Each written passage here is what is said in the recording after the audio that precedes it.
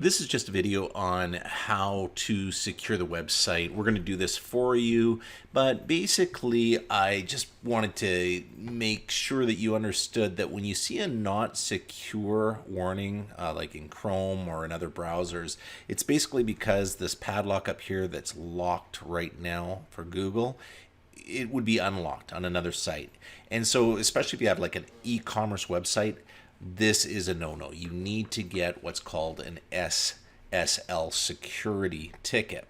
Well, at this point right now, anytime you buy a domain name, then you forward it to a hosting company, that needs to now have a certificate put on top of it basically to secure it. Okay, then you can do e-commerce and transactions can happen, and again, it's secured.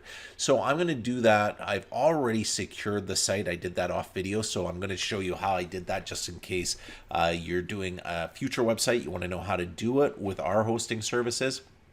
So this basically is what JV Web Partners looks like with the secure lock. Okay, now to do that, we have to go into our cPanel. And by the way, if you ever want to get to your website without going through the JV Web Partners account, just type in your domain name. In this case, it's jvwebpartners.net, and then you're going to go /cPanel. And that's going to take you right to the sign up for your cPanel. Now, you're going to have to remember what that password was with the username and the password. So if you're not quite sure, just send us a quick text. We'll get that over to you.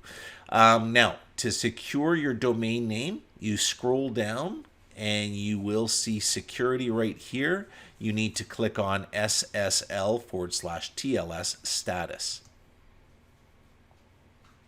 Now, again, we already did this with JV Web Partners, but if you're going to do it, it's a real simple procedure. You just need to click right here so that all of these different domains are included, and make sure it is on the include, because at this point right now, because I've already done it, it's blue and it's showing exclude.